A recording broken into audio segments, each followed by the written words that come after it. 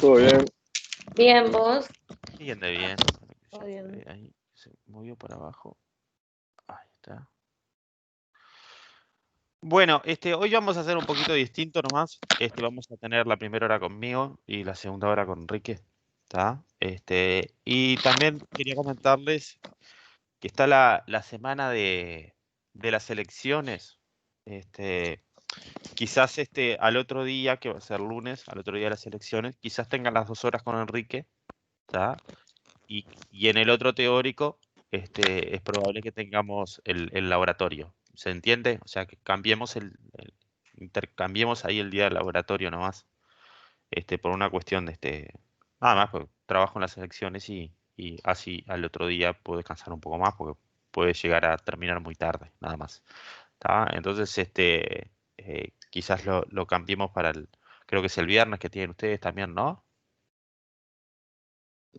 No, nosotros tenemos lunes y miércoles. Ahí está, lo cambiamos. El miércoles, ¿a qué hora es que tienen? A ver, un segundito. Ah, yo pensé que tenían los viernes, a ver. Miércoles de 10 a 12. Está, entonces no lo cambiamos nada. Vamos a tener conmigo igual. Está, no dije nada. Está, el lunes vamos a tener laboratorio. Yo pensé que tenían los viernes. No, es el otro grupo que creo que es martes y viernes, entonces. Está.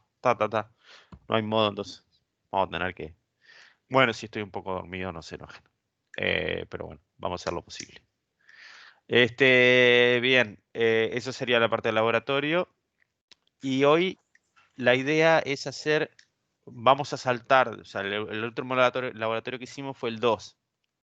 Hoy vamos a ver simplemente cómo hacer un procedimiento, que es el laboratorio 4. O sea, pasamos para que lo voy a compartir. Laboratorio 4 no, 3 creo que es. A ver, ya les digo. No, 4, sí. No, 3, PLSQL. Sí, el 4. El laboratorio 4 quiero que abran ahora. Ya se los comparto. Tengo Teams acá, compartir, share. ¿Están viendo ahí?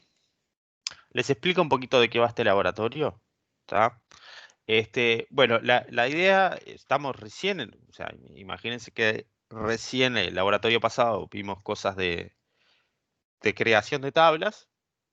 ¿Está? Supongo que quedó claro eso, ¿no? La clase pasada creamos tablas nada más. Y jugamos un poco con los tipos de datos, con los check y eso. ¿Está? ¿Se acuerdan? Hoy la idea es ver qué es un procedimiento y los tipos de procedimiento que hay. ¿Está? Y ver cómo se pasan parámetros entre procedimientos. ¿Está? Entonces, lo primero que se define, por que voy a poner un notepad. ¿Se ve el notepad acá? ¿Sí? ¿Sí? ¿Se ve? Sí. Sí, porque a veces comparto solamente una imagen y otras veces comparto el escritorio, entonces a veces me marea un poco. A veces te comparte solamente el programa, no el escritorio, por eso pregunto. Bueno, en realidad todo lo que vos escribís, esto ya es más PLSQL, ¿no? Todo lo que vos escribís en un begin-end se llama bloque, ¿está? O sea, y PLSQL ejecuta de a bloques. ¿Se entiende el concepto? O sea, que yo siempre tengo que dar un bloque a ejecutar. Cuando vos haces en SQL un select pelado, eso es SQL, o sea, y te lo va a ejecutar sin problemas, porque la base de datos ejecuta SQL también. Pero la idea de PLSQL es que sea siempre un bloque. Entonces, ustedes, por ejemplo, cuando hacen una llamada, un procedimiento, lo van a tener que ejecutar desde un bloque, etcétera, etcétera. Ahora lo vamos a ir viendo. Entonces, esos bloques, así como está obviamente ejecuta lo que está dentro del begin. Así como está este bloque, se llama bloque anónimo. ¿Está? Porque no tiene nombre. Tan sencillo como eso. ¿Está? ¿Se entiende? Eso sería un bloque anónimo. ¿Qué sería ponerle nombre al bloque? Algo tan simple como ponerle en realidad le pones create or replace.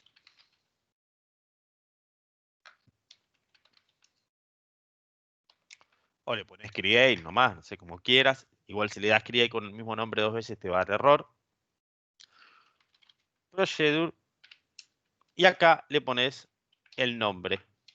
¿Tá? Eso sería que el procedimiento deje de ser anónimo.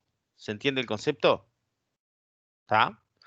Y ahí el procedimiento además puede recibir parámetros, ¿tá? Que pueden estar acá. Y esos parámetros pasar a verlos adentro del procedimiento. También puede pasar que yo puedo tener distintos variables que son internas del procedimiento. O sea, la variable que yo pongo acá solamente la voy a ver acá adentro. ¿Se entiende? ¿Tá? Entonces ahí yo empiezo a darle más estructura a un procedimiento. Y yo después puedo agarrar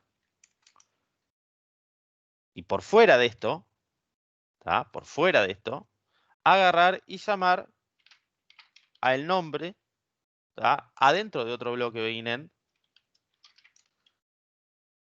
que ya va a estar en la pantalla, y al nombre le puedo pasar los parámetros que yo quiera.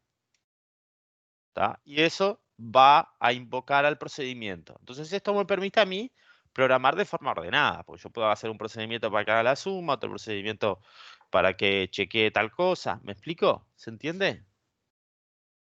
¿Tá? Ese es el concepto de bloque no anónimo y de bloque anónimo. ¿Tá? El laboratorio 4, ¿tá? El tema que da es ese y es un laboratorio que está bastante de la mano, o sea, te va explicando las cositas que puedes ir haciendo. ¿Tá? Entonces, otra cosita más. Ustedes tienen ahí ábranse ya el compilador de Oracle y tienen ahí a la izquierda una pestañita que dice procedimientos. Ahí empieza a mostrarte los procedimientos que vos vas creando. ¿Tá? ¿Por qué es eso? Ah, y esto también es importante para la mecánica. Notaron ahí a la izquierda que tiene la pestañita procedimiento. Cuando ustedes crean un procedimiento, aparece ahí abajo. Si le dan doble clic, te abre otra solapa. ¿Ah? O sea, tenés la solapa donde vos estás trabajando, que tiene el icono verde, ¿tá? Esa solapita donde vos tenés la consola. Y cuando le das doble clic, te abre otra solapa. ¿Se entendió? Esa otra solapa que te abre tiene el resto del código del procedimiento. O sea, tiene el código del procedimiento que vos abriste. Sepan ustedes que no tiene que modificar desde esa nueva solapa. Esa nueva solapa es solamente para mostrártelo. ¿Tá? Ustedes lo que tienen que hacer es, en la solapa con el icono verde, que es la solapa de la consola, volver a ejecutar el create o replace. ¿Tá? Sería para que...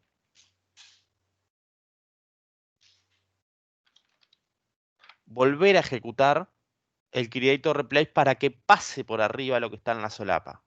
Lo que está guardado, alojado en la base de datos. Entonces, esa solapita es solamente información de cómo es el procedimiento. ¿Tá? Otra cosa que les recomiendo es, esa solapita no se actualiza, o sea, tienen que cerrarla y volverla a abrir por si hacen algún cambio. O sea, yo creo el procedimiento, le modifico algo, bueno, creo el procedimiento, abro una solapita, le modifico algo haciendo otra vez otro create or replace del mismo nombre, y no se me modifica en la solapita. Tengo que cerrarla y volverla a abrir. ¿Tá? Eso porque genera siempre confusión, por eso se los cuento. ¿Tá? Entonces, bueno, el laboratorio 4, ¿dudas de esto hasta acá? De lo que es un bloque anónimo y eso no. Lo de la solapa no se me abre. No, Pero ¿tenés algún procedimiento creado? no, no. Entonces no se te va a abrir. Se te va a abrir cuando vos tengas un procedimiento creado, te va a aparecer el nombre del procedimiento ahí abajo. Ah, ok. Si querés, probá, hacer lo siguiente. Ponete create or replace. Hagan todo si quieren. El nombre y acá pongan fruta o cualquier cosa para que les dé si quieren con error. Cuando hagas eso, o sea, pegá esto en la consola y ejecutalo. Y después actualiza Ahí viste que en la parte donde tenés la solapa, arriba tenés un icono para actualizar. Actualiza, cosa que se te actualice todo. Y vas a ver que te va a aparecer en procedimiento, posiblemente con un cosito rojo diciéndote que hay error, un procedure que se va a llamar el nombre. Entonces, a ese le das doble clic y te lo muestra en solapa. Eso es lo que les decía. ¿Tá? Entonces, el primer no, el laboratorio ¿tá? Lo voy a ampliar un poquito. ¿Tá? Arranca obviamente el ejercicio 1, lo primero era por cuando estábamos presencial en el laboratorio. ¿Tá? Al principio te hace crear y va muy de la mano, o sea, no te vas a perder procedimientos donde te cambia y te juega con esto, con el in y con el out. Y con el in-out, que es lo mismo que no llevase nada. Está hecho para que ustedes vean cómo se pasan los parámetros. ¿Tá? Y esto es lo mismo que programación. Uno lo pasas por copia, la otra por referencia. ¿Se acuerdan? O sea, una copias el valor y en el otro mandás la referencia y lo podés modificar desde ahí. O sea, modificás algo que está fuera del procedimiento y en el otro no. ¿Tá? Es simplemente para ver cómo se pasan los parámetros. ¿Tá? Este ejercicio. ¿Tá? Entonces, a mí me interesa que lo hagan para entender eso y además para entender cómo llamar al procedimiento. Cómo se llama el procedimiento lo muestra más abajo. Acá. Acá hace otro bloque que tiene la llamada al laboratorio 4 ejemplo 1.1, que es este de acá. ¿Se entiende? ¿Tá? Eso sería el ejercicio 1. El ejercicio 2 ataca lo que se llama una función. La diferencia con una función y un procedimiento es que la función tiene un return. Pero desde el punto de vista de potencia, o sea, de lo que pueden llegar a ser, son exactamente iguales. ¿Tá? Y de hecho, en los obligatorios, la mayoría de la gente usa solamente procedimientos. Pero podés, si querés usar una mecánica de función. No sé, ahí la función me imagino que tiene otra historia y otro trayecto dentro de todas las versiones. Eso tal vez que se le pueden consultar a Enrique que tiene bastante idea de esto. Pero sí, sí.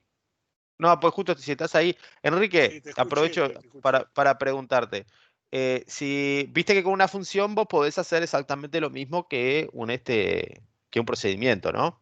Sí. Entonces, digo, la mecánica, me imagino que debe ser por una cuestión histórica que están las funciones. No, yo pero si sabías, si tenías idea de eso. No, y eso porque la función, como siempre, porque te devuelve un resultado, mientras que en el procedimiento no esperás un resultado de, No, de está claro, pero retorno. podés hacer lo mismo en un procedimiento siempre que en una función. O Ah, sí, sea, sí. Lo que pasa, la- viste, las funciones tienen toda la parte teórica de eso, ¿no? Que te ahí va, devuelva un resultado. Pero, por ejemplo, en muchas otras cosas, digamos, si directamente no vos no existe. precisás, o el mecanismo por el cual tenés la devolución viene por otro lado. Por ejemplo, el tema de los prosidios, eso es mucho porque vos en general los mecanismos que vas a usar para comunicarte con los otros procesos va a ser excepciones o cosas por el estilo, porque en realidad es todo para manejar la base de datos, ¿no? Pero sí, eso. Ah, sí, no, yo porque quizás si sabías de cómo había sido un poco la historia de la función, porque a veces estas cosas quedan como que medias residuales en las distintas versiones. Tal vez que en algún momento fue totalmente distinto. O debe haber surgido antes que los procedimientos, de seguro. No, el tema, no, pero el tema de función y procedimiento es un tema histórico, de teoría de la programación, que viene, no sé, de allá de los años 50 del siglo pasado. Así que, porque Ah, era el tema ese, si la función iba a hacer algo, ¿no? O hacía algo en los dispositivos o algo, o debía o no devolver un resultado al invocador, nada más que eso. ah. Bueno, entonces sepan ustedes que pueden usar de forma indistinta procedimientos y funciones, obviamente siempre que puedan. El procedimiento es más completo porque te deja.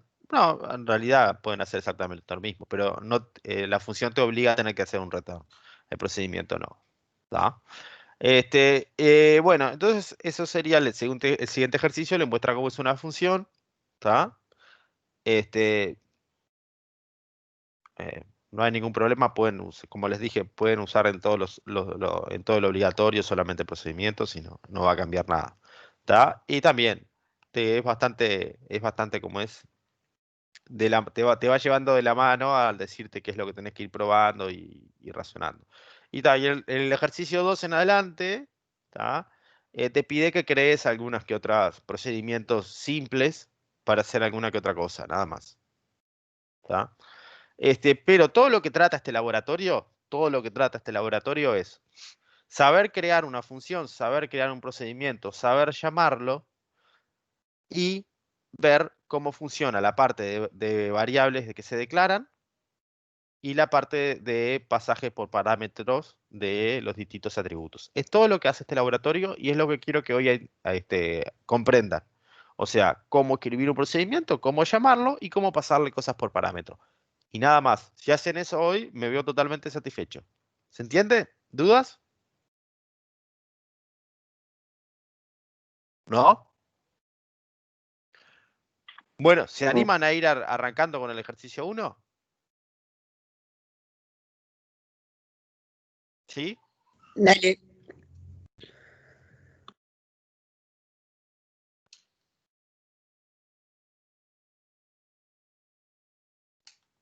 Gabriel, Sí, decime. ¿podrías repetir lo de pasarle cosas por copia Por y por parámetro. parámetro? ¿Cuál es cuál? Bueno, parte del ejercicio lo que te pide es que te des cuenta de eso. Por eso es que el ejercicio el procedimiento te escupe cosas que son básicamente las variables que vos le das de entrada, ¿no? P1 es esta, P2 es esta y P3 es esta.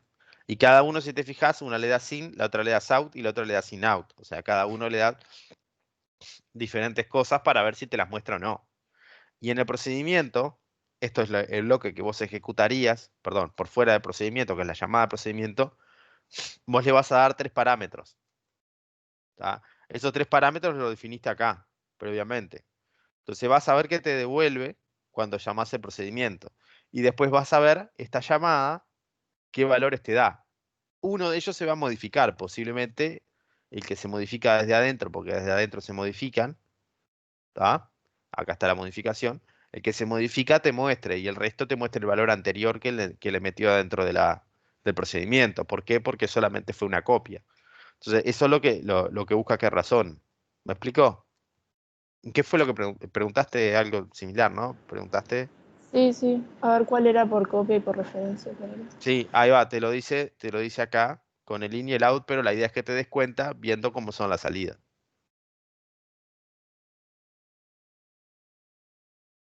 Dale.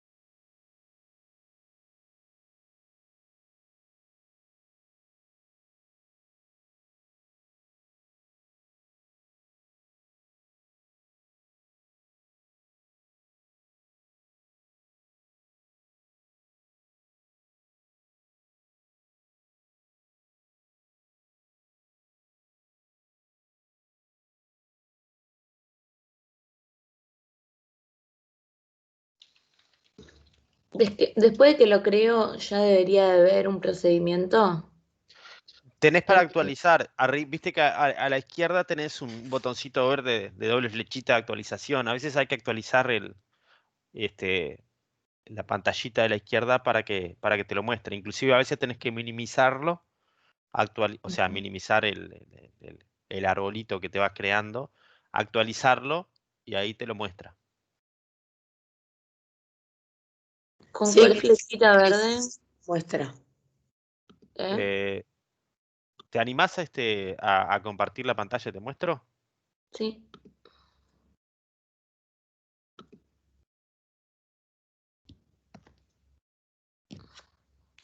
Bueno, ¿Con viste esta? que... no es verde. Viste que a la izquierda tenés, izquierda, ahí Ah, arriba, acá. ahí, con eso actualizás, pero te conviene muchas veces minimizar, viste que tenés abierto BD2, viste que tiene el menos abajo, donde dice base de datos 2, donde dice nombre, ahí va. Te conviene, ahí está, minimizar eso, minimizar BD2 también, minimizar BD2. Esto va para todos. Y ahí actualizar. ¿Por qué? Son cositas que tiene ¿cómo es? El developer. ¿Tá? Y bueno, ahora abrí de vuelta, amplía de vuelta. Fíjate procedimientos ahí arriba, que te quedó, viste que abajo dice función, para los Ay, ejercicios. Y ahí quedó con un errorcito. Si le das doble clic es porque escribimos fruta. O sea, el error es ese. Pero ahí te los va guardando. ¿Tá? Y ahora dale doble clic al otro, si querés, al de abajo que creaste recién. Y viste que te abre otra ahí, viste que te abre otra solapa, ¿no? Viste que ahora tenés 3 solapitas abiertas. sí. Claro, las 2 solapas que te abrió no son solapas para modificar. O sea, si vos modificás algo ahí, tenés que darle guardar y es una tranza. Lo mejor es volver a ejecutar el código de create o replace en la primer solapa, en la verde. Exactamente. ¿Tá? Y claro, y lo que yo les decía es que eso, en realidad, para una vez que ejecutas el create o replace de vuelta, no te actualiza la solapa que tenés abierta. Tenés que cerrarla y No, volverla a abrir. no se ve nada, Gabriel, igual. ¿Cómo? Que no se ve la pantalla, por lo menos a mí en el team, no se me ve, no se A ve la ver. pantalla. Sí, La- ahí dejo de compartir y comparto de vuelta. Claro. Entonces, no entendí muy bien qué fue lo que se dijo. porque yo la veía perfecto. Se ve Se que me la veía así. compartió sola. No, yo no. ¿Ahora? Ah, ¿ustedes la ven? No, yo la veo en gris. Capaz que es porque estoy desde el teléfono. Sí, yo la veo. Tal vez que es eso. Sí, el teléfono. Dame un ¿Qué fue lo segundo que... último que De, dijiste, Gabriel? de repente el código que lo copie y lo pegue en el chat. Es el del ejercicio 1. Es el código del ejercicio 1, sí. Lo último que dije, no, es que simplemente que cuando ustedes modificaban algo del procedimiento, la solapita que tienen a la derecha no se actualiza. Tenés que cerrarla y volverla a abrir para que se actualice. ¿Y fruta por qué me da error? Porque fruta es fruta. Porque no es Sí. nada. Porque no es nada, porque fruta es una palabra no reconocida. Pero entonces yo lo hice o sea, les pedí que lo hicieran para que vieran cómo te marca error al compilar algo. Viste que te marca el procedimiento con error. Si te marca el procedimiento con Sí, error, no lo puedes llamar. sí. Y después o sea, abrí acá y me aparece todo esto. ¿Que lo de ¿Qué abajo? sería? No, ese Sí. es el log, eso cerralo. ¿No? Déjalo ahí, déjalo ahí. Déjalo con el otro, con la primera pestaña, con la de mensajes.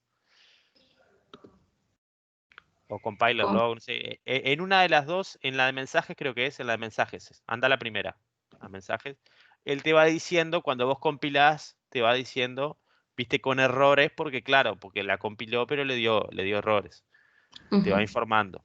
Pero ¿lo puedo cerrar todo esto o lo dejo abierto? No, déjalo que no molesta. Eso no, Ah, no. Sí, bueno, podés cerrarlo si querés, pero déjalo, pero después es más difícil abrirlo. Ca- Cachivachero soy de solapa. Pero bueno, está, ahí quedó con eso. Bueno, ¿ya pudieron ver alguno la salida que les da el procedimiento? ¿Dónde es que aparece la salida? Porque no la puedo ver. Tienen que hacer me olvidé, para que lo comparto y se los muestro. Una cosa que usualmente hay que hacer es prender la salida. ¿Cómo se prende la salida? Porque la consola que tiene abajo, donde le aparece que se compila, ustedes tienen que pedirle que te muestre en pantalla. Eso por sí no está habilitado. Entonces tiene que hacer server output on. Tienen que ejecutar esto primero. Cuando ejecutan eso, prenden la salida. Y ahí después cuando llaman el procedimiento, van a ver la salida.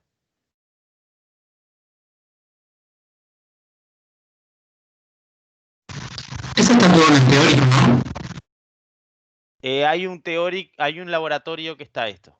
Pero bueno, está, la idea es por algo estamos hoy acá. O sea, la idea para ir aprendiendo estas cosas. Hay que Ahí- correr ahí eso anduvo. primero y después correr de vuelta el procedimiento. El procedimiento. Esto lo que hace es prender la salida en pantalla del compiladorcito de las cosas que vos les das en los procedimientos y eso. Hace que el DBMS te dé algo. ¿Te sigue sin cómo? Sin mostrar el procedimiento en A ver, pantalla. para compartir la pantalla Dale. y lo bichamos.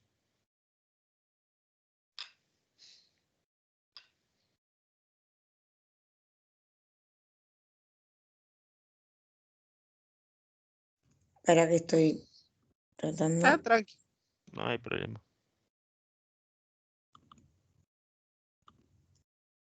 Puse primero este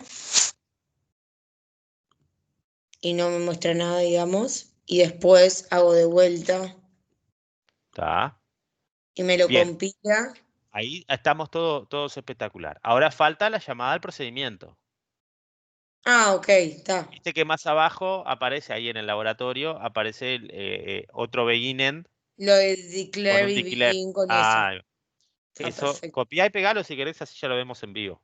Dale. Ahí está. Y ahí selecciona eso. Ahí Y ahí perfecto. viste que te tiró. Si vos no hubieras dado ese server output, ahí no te diría el viaje de y todo ese tipo de cosas. ¿Está? Está. Bárbaro. Bien. Entonces, bueno, analicen la salida y dense cuenta cómo funciona el in, cómo funciona el out y cómo funciona el in-out. Cuando ustedes ponen in-out, es lo mismo que no pusieran nada. O sea que en el procedimiento normal era como que poner in-out. Y bueno, eso es básicamente si se dieron cuenta, todas las cositas que practicaron. Practicaron ejecutar el procedimiento, pero practicaron entender el in-out y bueno, entender esto de los bloques begin end, anónimos, no anónimos y cómo te van quedando en el ahí en la solapa de procedimiento. ¿De acuerdo? Una pregunta. Sí. A mí no me imprime o sea, el procedimiento de la salida. O sea, es como que vacío. A ver, mostrame, compartís. El P2 salida. Dale.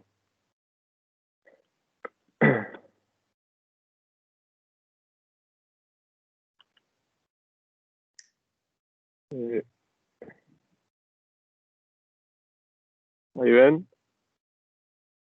Sí, me estás hablando de la primera ejecución. Déjamelo un poco compartir, que antes de explicarlo voy a preguntarle si todo el mundo ya lo ejecutó. ¿Ya todo el mundo lo pudo ejecutar y eso? ¿Sí? A mí creo que me pasa lo mismo, no veo la salida. Entonces ahora, compañero, compartilo de vuelta y lo vamos a razonar entre todos. O sea, vamos a hacer el ejercicio.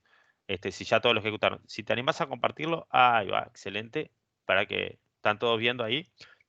Déjalo así un ratito que ahora voy a ir explicando. Bueno, entonces nosotros tenemos que primero él arranca declarando tres variables. Entrada, salida, entrada, salida. Entrada, salida y entrada, salida. Y a todas les asigna el valor 1. Esas tres variables las enchufa directamente, después del begin, las enchufa directamente dentro del procedimiento 1.1. Entonces, la primera, BL entrada, va a ser de tipo in. La segunda, BL salida, va a ser de tipo out. Y la tercera va a ser de tipo in-out. Bueno, veamos qué pasa. Primero pasa por el procedimiento. Por eso es que en la impresión me dice luego del procedimiento. Entonces, las tres primeras líneas que te da el valor de P1 entrada, el valor de P2 salida y el valor de P3 entrada salida, son en realidad líneas que se ejecutaron del todo el procedimiento.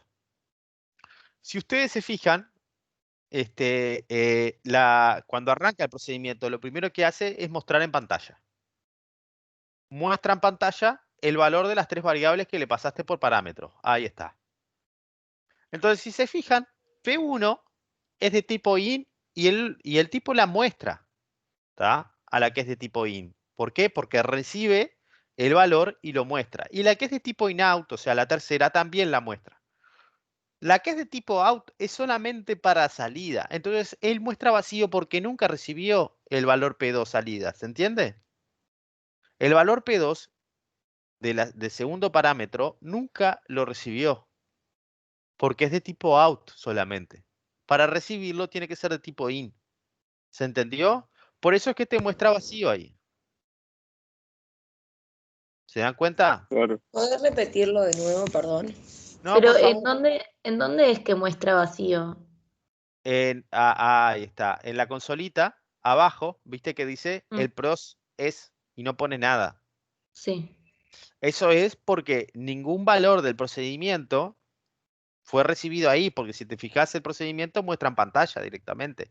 El procedimiento hace un DBMS output line, el valor de P2 salida dentro del procedimiento es P2 salida, o sea, la segunda línea, ¿tá? Y no la muestra. No la muestra, por eso que estamos diciendo, ¿tá? Eso es lo primero que tenemos que razonar y darnos cuenta, que el out de P2 salida impide que reciba ese parámetro de entrada. Simplemente es un parámetro que debe de salir, nada más. ¿Tá? La segunda parte del ejercicio, ¿se entendió hasta ahí? ¿Sí? Sí, sí. La Sí. segunda parte del ejercicio lo que hace es darle valor a los valores que están con tipo out. O sea, darle valor. Fíjate que las dos últimas líneas de esto que estamos viendo en pantalla hace P2 salida igual 0 y P3 salida la suma de los 3 valores. ¿Se entiende? ¿Por qué hace P2 salida igual 0 antes? ¿Por qué? Porque si no está sumando un nulo. ¿Tá? Y sumar nulo puede llegar a ser indefinido. Entonces primero le asigna un valor 0, ¿tá? Y va a sumar lo que recibe en las 3 entradas. Va a sumar el 1 que recibe en P1 entrada y va a sumar el 1 que recibe en P3 entrada salida. Y va a sumar un 0.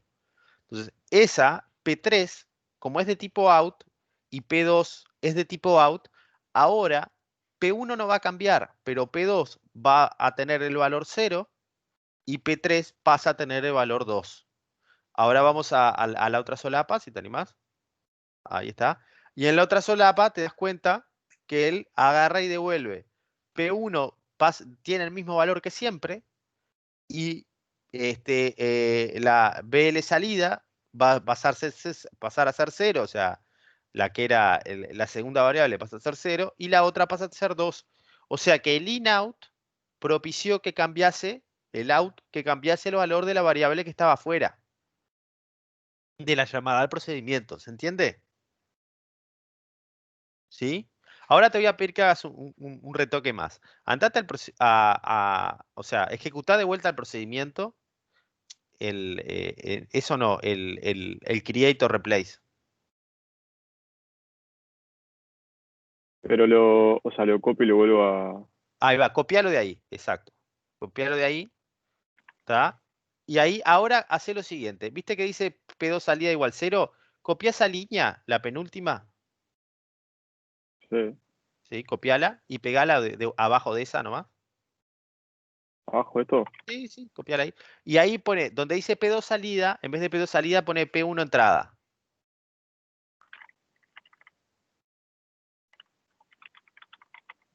A ver, ponele la E mayúscula por las dudas, ¿no? Ya no me acuerdo, creo que andaría igual. Y en vez de 0, ponele 500. ¿Tá? Ahora ejecuta esto, así como está. ¿Tá? Fíjate, andate a la derecha donde está la solapa de laboratorio 4, la siguiente solapa.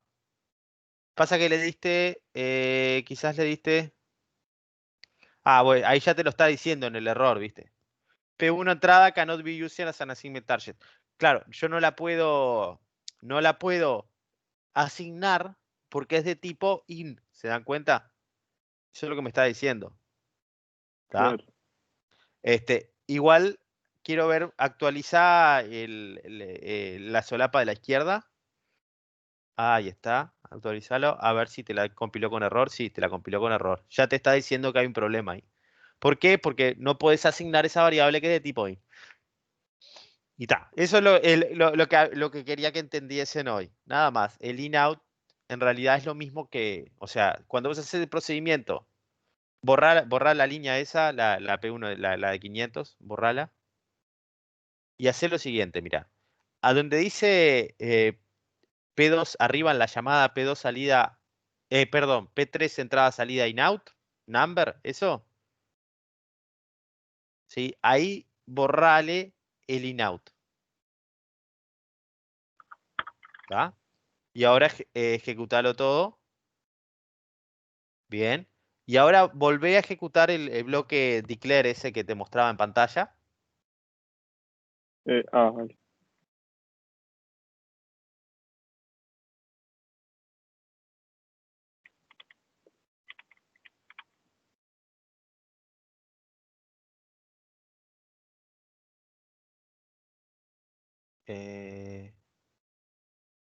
A ver, cerrá la solapa, la siguiente, la solapa laboratorio 4, ejemplo 1, esa. Y andate a minimizar y actualizar en la izquierda. O sea, abrila de vuelta por algo quedó mal. Dale doble clic. P3.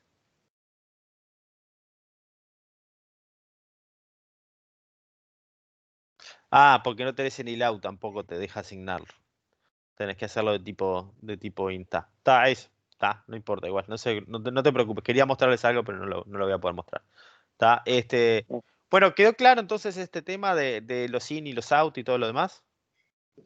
Tengo una pregunta. O sea, los valores del INE, ¿de dónde los toma? De la llamada al procedimiento. O sea, cuando vos Del- tenés el bloque este que arranca con declare, ¿tá? Ujú. Muchas gracias al compañero.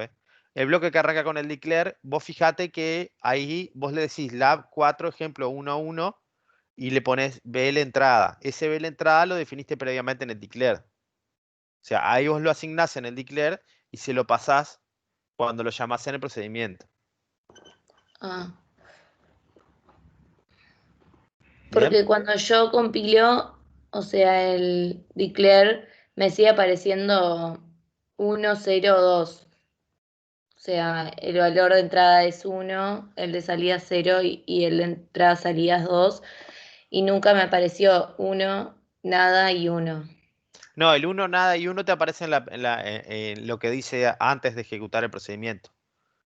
¿Viste lo que dice luego del procedimiento? Bueno, arriba de luego del procedimiento, que sería lo de antes de ejecutar el procedimiento, ahí te aparece uno que es vacío, Ah, que es la segunda línea. Eso es porque el procedimiento 2 no tiene valor. O sea, la variable 2, perdón, no tiene valor. ¿en dónde está ese?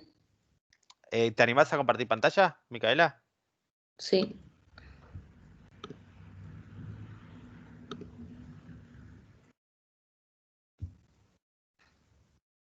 ¿El compilador lo tenés por ahí? Ahí está. Viste que vos tenés abajo, lo que él te imprime en pantalla te dice, el valor de P1 entrada dentro del procedimiento es 1, el valor de P2 salida dentro del procedimiento es, y no te pone nada.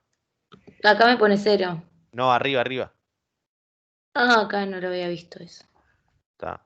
Viste que dice el valor de salida, bueno, eso es la primera vez que lo ejecutamos. Después lo ejecutamos la segunda Eso, vez. eso es cuando ejecuto esto. Sí. O sea, si querés hacer así, mirá. ¿Viste que donde dice salida de script, abajo? ¿Viste que tenés un pin rojo? Y esto va para todos también. Arriba, arriba. Ahí. Y al lado del pin rojo tenés el S. Haces Borrar. clic ahí, sí. Ese te borra toda la pantalla. Eso se lo recomiendo que lo hagan cada tanto para no confundirse la salida. ¿Tá? Ahora no ejecutes eso. Ejecuta abajo solamente lo que va en el declare. Lo que viene después del declare. Ahí va. Y dale play. Ahí está. Entonces ahora te imprimió todo de vuelta. ¿Tá? Entonces ahora sabes que no hay nada residual, ¿viste? Entonces, bueno, fíjate que la segunda línea te da vacío. Sí, ahora sí lo veo. ¿Está? ¿Bien? Sí, gracias. Por favor. Bueno, ¿quedó dudas de esto? Sí, yo tengo una consultita. Sí. A mí se me congela cuando le doy crear o reemplazar procedimiento. ¿Te animás a compartir? Sí, sí, sí. Ahí no sé si se ve. No, no se ve, ¿no? Además, creo que tu micrófono está horrible, ¿eh? Necesita un recambio o algo. Igual no podemos ver lo del compañero, ¿no? Ahí enchufé los auriculares. Ah, ahora sí, es otra cosa. Ahí le di, creo. Está, pero ahí, este es otro procedimiento. Sí, sí, pero, o sea, cuando le doy acá, play, o sea, No, se no, pasa que el play va a ejecutar lo que vos tengas seleccionado. Mm, pero si no tengo seleccionado nada, se ejecuta todo, ¿no? Pero ahí no tenés seleccionado el begin, No, ¿no? no Igual, está. yo de loco que soy. Ahí va, dale el otro si querés. Está ahí, anduvo. Igual también te pasa otra cosa, estimado. ¿Sí? Fíjate, compartí de vuelta que te muestra otro problema que tenés. Viste que abajo tenés la pantallita que dice Message Log. Sí. No tenés ahí para. Ahí va. ¿Viste? Tenés dos ventanas distintas. No te olvides de eso. Ahí va, y ahí compiló. Está eso. Muy bien. Ahí va, buenísimo. Bueno, sí. Está. ¿Hay alguna otra duda? ¿Alguno tiene dudas? ¿No? Bueno, eso era el objetivo de hoy. Ah, decime, Micaela, sí. Sí, que el laboratorio 3 es para que hagamos nosotros No, no, no, no. solos. No, no. Ah, La idea es simplemente que son distintas temáticas. Cada laboratorio vemos una temática distinta. Y a mí me gusta arrancar por esta. Bueno, primero porque creo que Cecilia lo hacía así. No, pero segundo porque es lo más sencillo. Primero veamos procedimientos y después veamos triggers. Después vamos a ver la clase que viene. Posiblemente veamos triggers y después veamos, o en realidad creo que la clase que viene toca cursores y después procedimientos. Y después triggers. Queda cursores, triggers y después ya estamos todos metidos en el obligatorio, básicamente. Y nos dedicamos a hacer obligatorio en la hora esta. En la hora esta. ¿Tá? Eso es más o menos la mecánica. ¿Está? está. Bueno, muchísimas gracias. Los dejo con Enrique. ¿Tá? Enrique, muchas gracias. No, por favor. Bueno, que te vaya fantástico tu Dale, trámite hoy. vamos a ver, vamos a ver. Está Nos bien. vemos. Hasta Chao, luego. chao.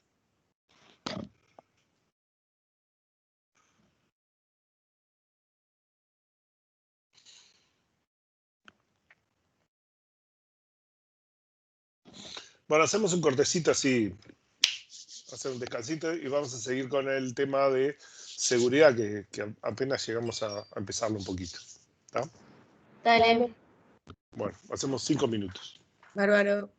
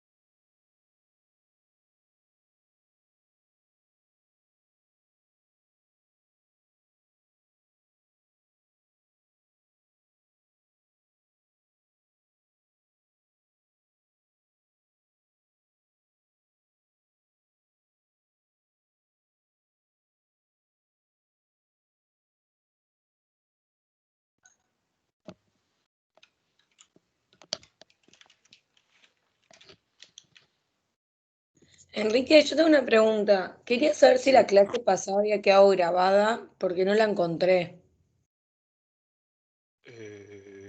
La La del clase miércoles. pasada, sí, la del miércoles fue, déjame ver qué fecha.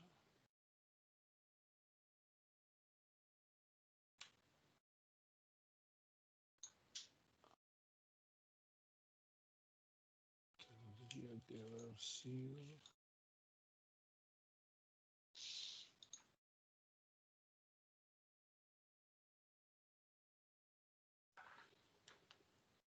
Del miércoles. Puede ser que capaz que me comí en subirla, porque. A ver, déjame ver.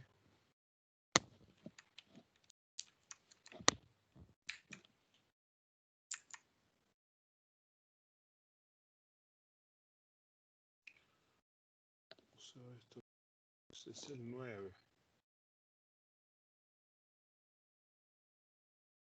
Ah, acá está, sí. ¿No? Acá está. El 9, sí, sí. Ah, Sí. dale. No sé por qué entonces. Capaz. Dale, gracias. Puede ser que yo alguna de estas cosas tardé un poco. Ah, Y bueno, puede ser pues que no estuviera. puede que haya sido También eso. está en YouTube. Dale, Están gracias. los dos lados, tanto en YouTube como en Teams.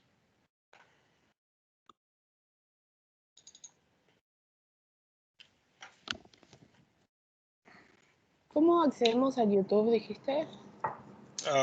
YouTube, les pongo en el chat, pero es fácil. El chat acá. Ponen.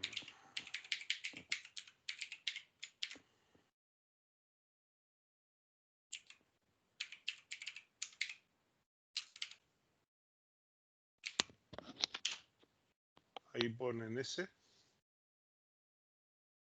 La Torre Sorg, YouTube. Y los redirige. La Torre Sorg, YouTube, B de 2, base de datos 2. Y los manda a Dale. ya los manda directo a la lista, ¿no? Porque hay otra lista de base de datos 1 y hay listas de otras cosas.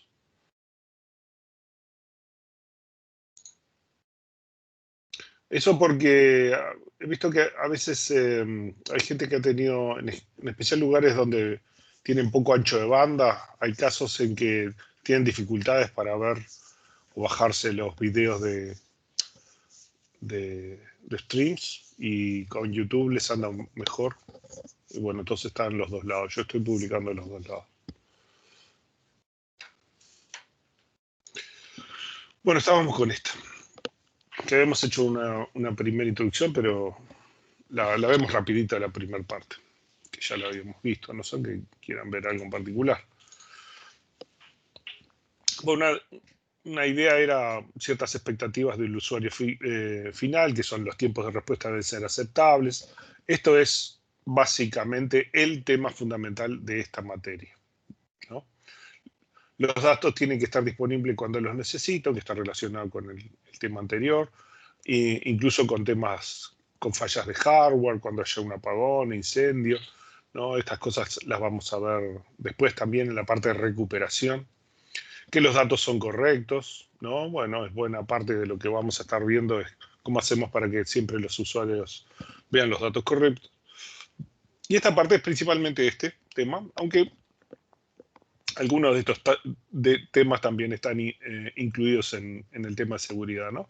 Pero el tema principal, los datos son para mí mis socios, ¿no? Solo los usuarios debidamente autorizados pueden modificar y consultar los datos, ¿no? Entonces el temario era una introducción a temas de seguridad, más o menos, y vamos a ver 3 esquemas de seguridad: el control de acceso discrecional, el control de acceso basado en roles y el control de acceso mandatorio, ¿no? O el control de acceso obligatorio. Y un poco un caso particular de base de datos estadísticas. En el libro, bueno, pueden ver el material sobre esto y habla también de algunos otros casos, otras situaciones, que es bueno que por lo menos lo lean un poco y tengan idea, ¿no? Bueno, los datos almacenados en una base de datos son importantes y tienen un sentido específico para un conjunto de determinados usuarios. Tengo ya que lo discutimos, ¿no? Por ejemplo, hablamos de algunos casos de problemas que tuvieron empresas, ¿no? Por haberles ingresado los datos. El tema típico, que lo he visto montones de veces, ¿no? Alguien se va de la empresa, de repente un vendedor o alguien, y trata de hacer su propia empresa y se lleva la base de datos de los clientes y entonces empieza a competir por los clientes de la empresa que antes lo había contratado. Ese es un caso, pero otro tema de que se liberen datos confidenciales de los usuarios y que los puedan afectar o comprometer. En caso de liberación de tarjetas de crédito, cosas por el estilo, en varias empresas ha ocurrido un montón de veces.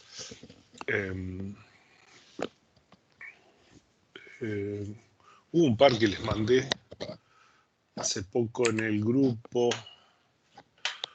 A ver.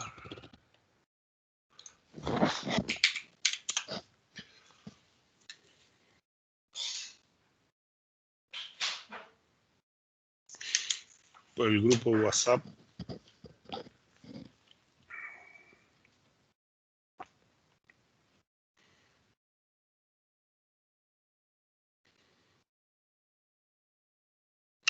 Bueno, estos dos casos eran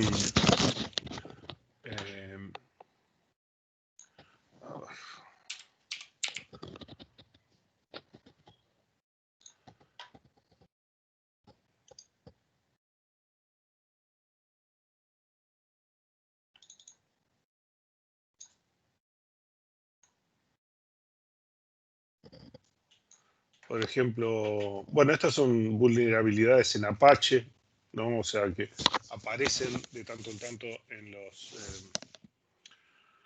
las aplicaciones, se descubren mecanismos por los cuales, aprovechando algo que los programadores no se habían percatado, que si hacemos alguna combinación de datos y eso nos da información o podemos inyectar algún código o algo en un sistema y entonces llegar a, por ejemplo, hacer una caída o denegación de servicio, pero en algunos casos llegamos a ejecutar código y con eso podemos tener el control, al menos de el proceso, ¿no? que está corriendo en el sistema. Otro caso, en este caso es Tesla, por ejemplo, es uno de ellos, y había otro, la Organización de Migraciones de Argentina, ¿no? Un ransomware ingresó en los sistemas y les encriptó toda la información, ¿no? Y en este caso reclaman 76 millones de dólares para poder liberarles la información. Y en el caso de Tesla tuvieron menos suerte porque aparentemente estaban mejor protegidos, pero les causó algunos problemas.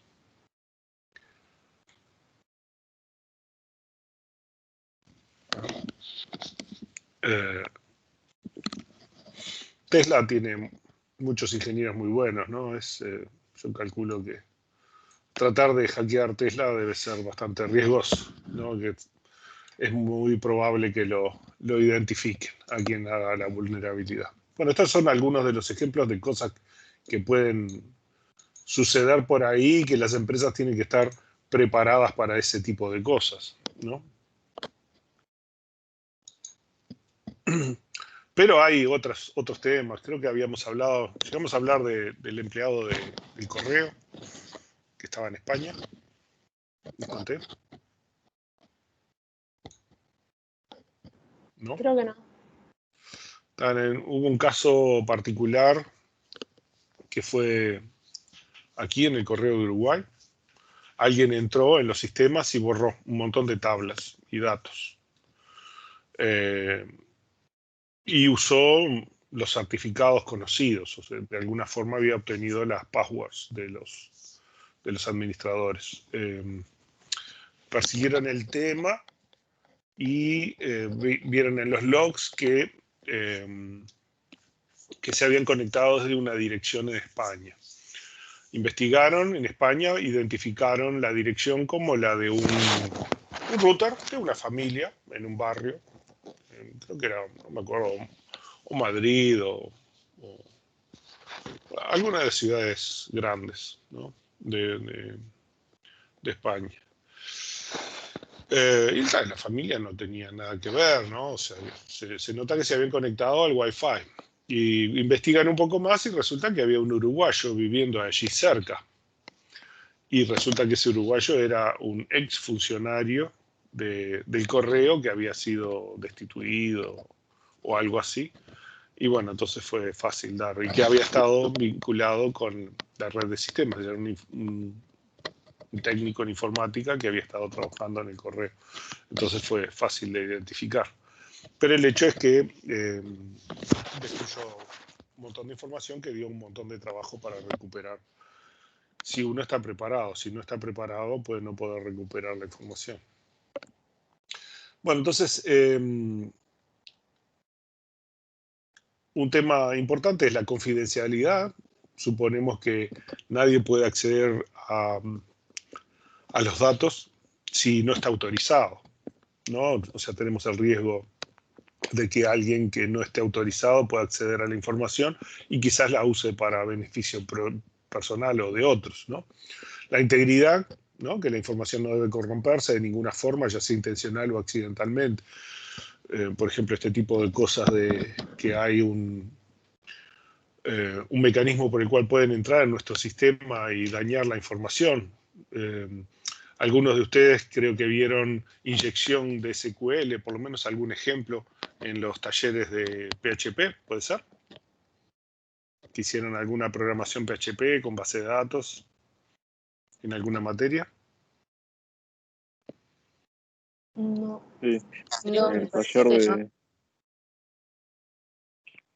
El ¿Taller taller de? de programación. Taller de programación.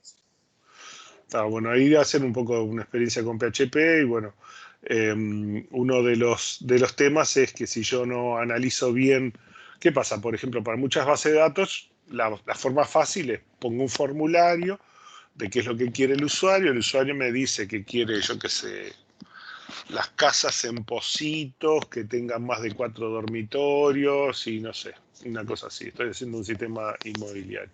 Entonces la fácil es, yo tomo de los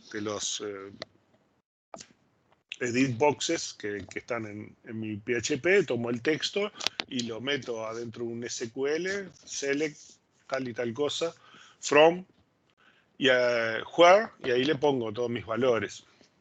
El tema es que el SQL, eso yo lo tiro, y si el usuario fue bueno y me puso datos bonitos, la consulta me va a devolver un resultado bonito y adecuado a lo que quiere el usuario. Pero si el usuario es malo y se da cuenta de que lo que nosotros estamos haciendo es pasando el texto directo sin controlar, él podría tratar de terminar ese select en forma prolija, que muestre alguna cosa, me termina con un punto y coma, me pone allí otro select, por ejemplo un delete asterisco from y el nombre de la tabla. Y después pone un punto y coma, hace otro select para que la terminación de la consulta también quede bonita y quede consistente. O sea que no... ¿Qué pasa? Como va a ejecutar las 3 consultas al mismo tiempo o en forma secuencial, yo quiero que me anden todas, porque si no me va a cancelar la transacción. Entonces tengo que hacer una consulta bonita al principio, o sea, terminar lo que es... suponer la consulta que está atrás del sistema. Tratar de terminarla para que no le dé error al sistema. Poner mi consulta fea en el medio y después poner otra consulta que termine la parte de atrás de la consulta que estoy haciendo, ¿no? O sea, porque yo estoy insertando una consulta en el medio, un select en el medio. Entonces tengo que asegurarme que el comienzo termine bien y que el final también termine bien, para que se pueda ejecutar en el medio, porque si no, no me va a dejar ejecutar, ¿no? Y bueno, hay gente que se divierte haciendo ese tipo de cosas, ¿no? Entonces, un programador que no cuidó mucho los detalles, podría ser que le borren todos los datos de su base de datos si no presta atención. Y si le dio los suficientes permisos al usuario de la aplicación, ¿no? Entonces hay un montón de temas de integridad de información y disponibilidad que hay que cuidar, ¿no? Todo esto lo que nos muestra es que la información tiene un valor importante para la organización y que hay que cuidarlo, ¿no? Bueno, tenemos amenazas para cada una de estas propiedades, ¿no? Entonces, a la confidencialidad, la posibilidad de acceso no autorizado, por ejemplo, si un usuario logra consultar una relación que no se le otorgó privilegios, o también que alguien obtenga las passwords o las credenciales necesarias para acceder más allá de lo que debería acceder cualquier usuario, ¿no? O sea, cualquier cosa de esas es el caso en que una persona accede a información para la cual no se pensó que estuviera disponible, ¿no? A la integridad de la información es la posibilidad de cambio de datos no autorizados, por ejemplo, cambiar de forma no autorizada el resultado de un examen, ¿no? Estas cosas, hubo gente que intentó hacer este tipo de cosas y no le fue muy bien en ORT. A los que no sabemos quizás les fue bien, pero no lo traten de hacer porque hay un montón de auditorías y controles en esto y pueden suspender la calidad de estudiante por lo menos 2 años. Y no es nada bueno eso. Pero cualquier otro tipo de temas de integridad de información, o alguien que quiera modificar, la gente que modifica su sueldo, la gente que inserta, yo qué sé, cheques o aumentos. Un caso que ocurrió hace no mucho en una oficina del Estado era, lo peor de todo es que era una persona, era un jefe, ¿no? Y entonces él modificó los sistemas, porque en esa oficina se les descontaba para pagar préstamos en Banco República. O sea, uno pedía un préstamo en el Banco República y el Banco República pedía las cuotas de los meses, ¿no? Para ir pagando la deuda. Entonces uno de estos jefes, ¿qué hizo?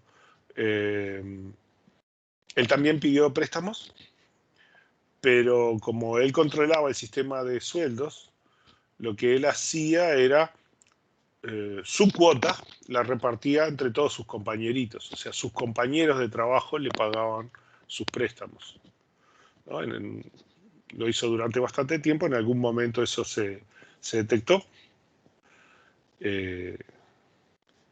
Y bueno, terminó destituido, aunque no llegó a estar preso nunca. Pero entonces él lo que hacía era un cambio de integridad de información, o sea, la información que debería haber ido a la parte del sistema de descuentos en el sueldo, él modificaba eso para que no le llegara a él y lo que les tenía que llegar a él lo repartía entre sus compañeros.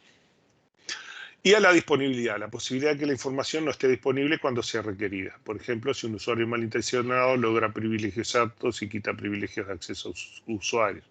O en el peor de los casos es simplemente algún tipo de denegación de servicios, ¿no? O sea, hacer que el sistema no sea capaz de responder de alguna forma a los usuarios, ¿no? Hay muchas, o sea, estos son unos ejemplos, pero hay montones de ejemplos de confidencialidad, temas de integridad de información y de disponibilidad. Todo el tema de seguridad, miren que es enorme, ¿no? O sea, se pueden hacer maestrías completas en temas de seguridad y aún así no ver todas las cosas. El tema de seguridad es enorme.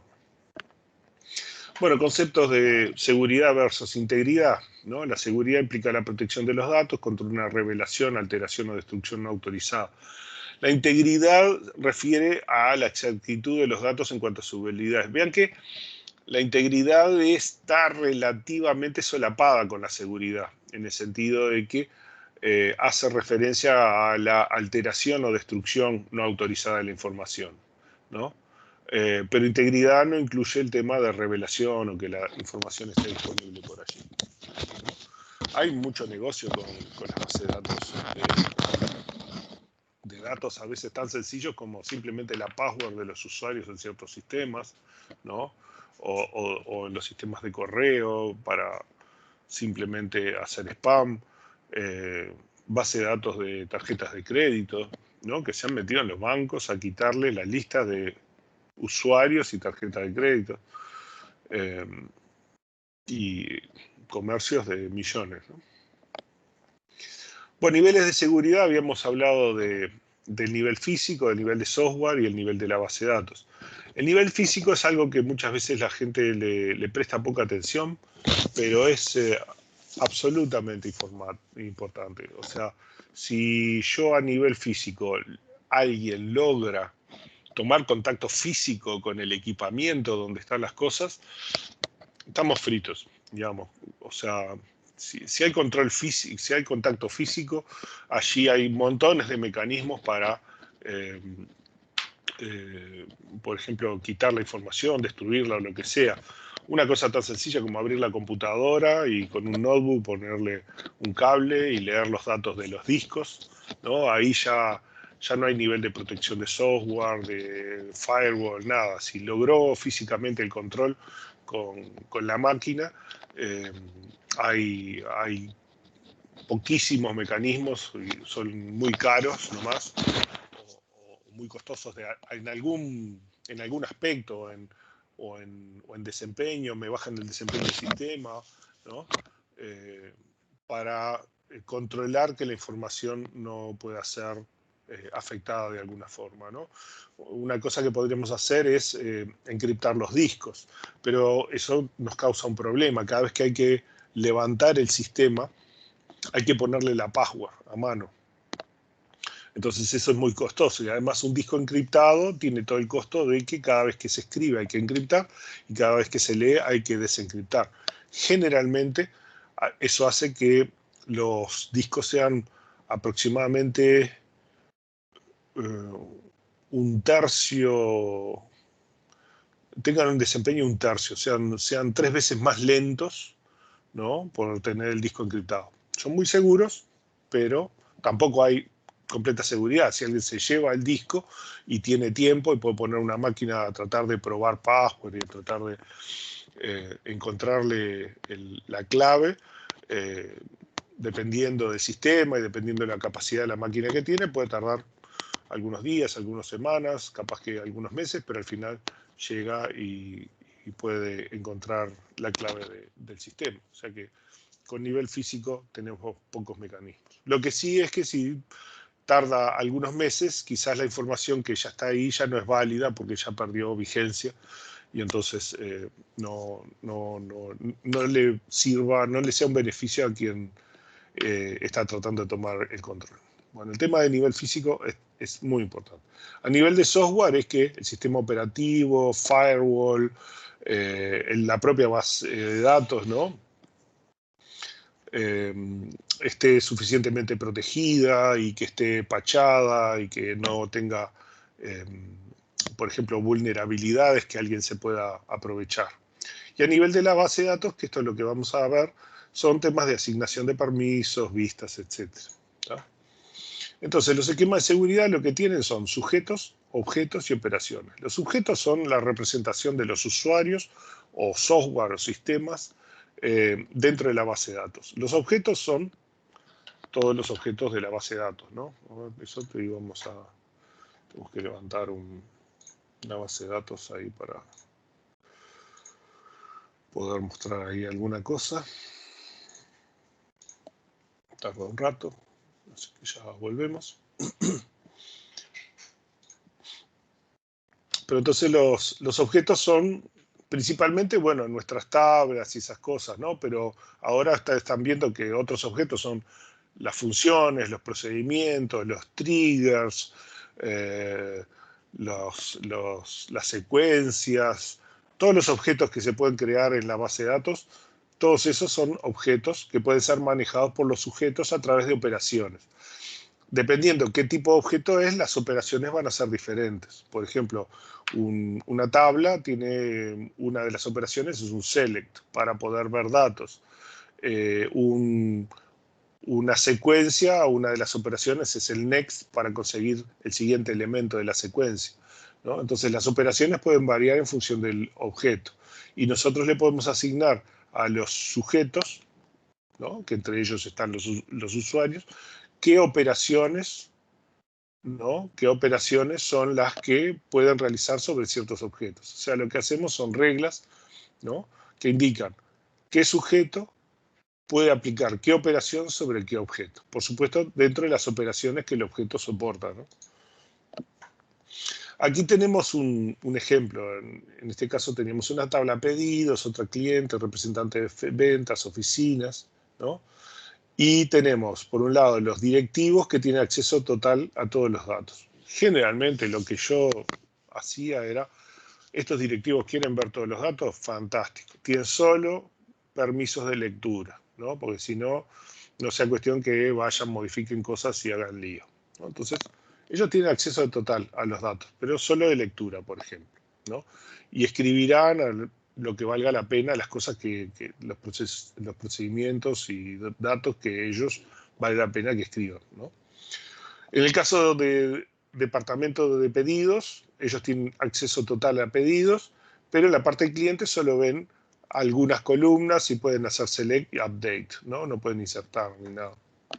El departamento cobro de cuentas, por ejemplo, puede insertar y seleccionar en la tabla clientes y solo pueden ver los representantes de ventas y algunas columnas de los representantes de ventas. Acá tenemos dos jefes regionales y cada uno, probablemente a través de una vista, pueden ver algunas filas y algunas columnas de los representantes de ventas. Por ejemplo, el de la oficina de Chicago ve solo los vendedores de Chicago y el de la oficina... Ah, no, este es el director, ¿no? Pero el de otra oficina de otra región ve solo los representantes de ventas de otro lado, ¿no?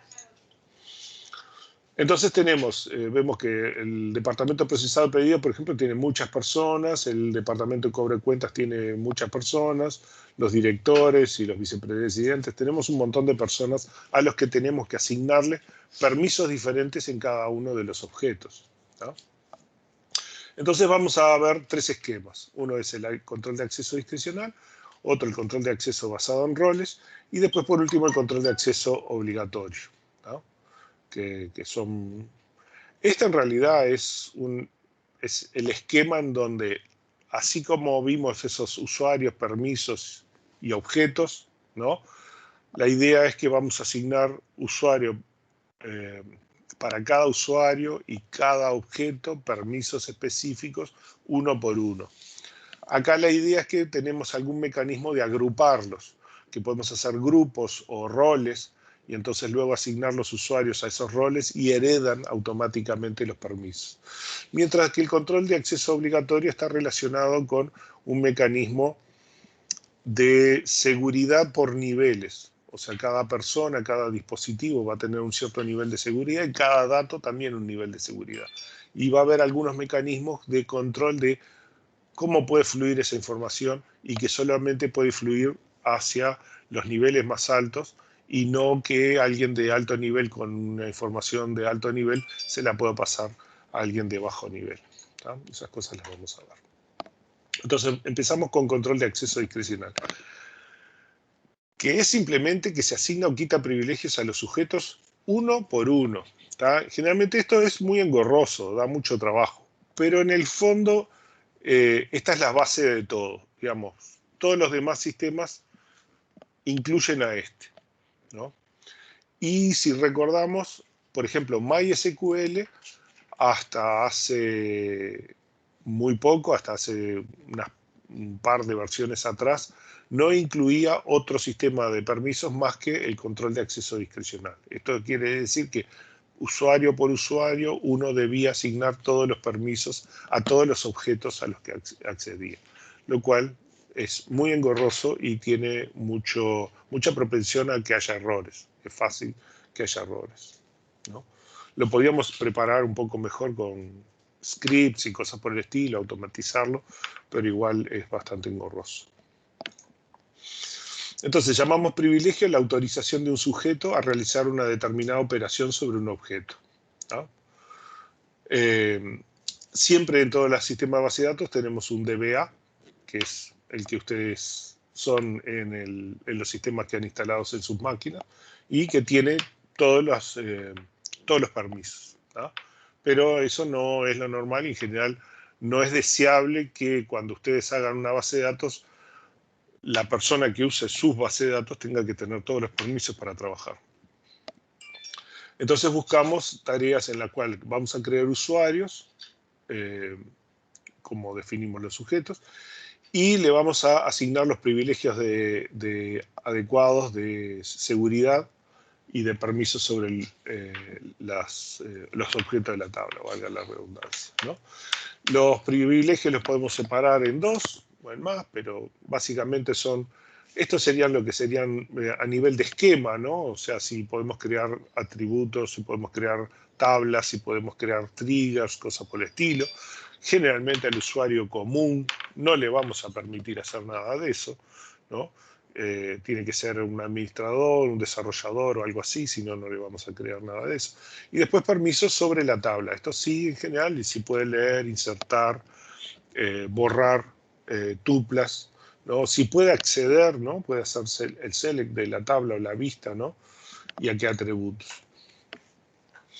Entonces, por ejemplo, en tablas y en vistas voy a tener los select, insert, delete, update. En procedimientos voy a tener los execute o funciones, ¿no?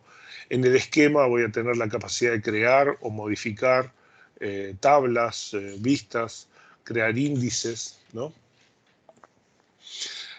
Hay un concepto interesante que es la propiedad de propietario, ¿no? El privilegio de propiedad, owner, ¿no?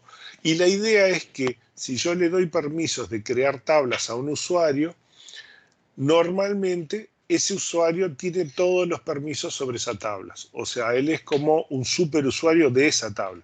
Le puede dar permisos a otros para que puedan acceder a esa tabla que él crea, ¿no? Y similar con otros objetos, ¿no?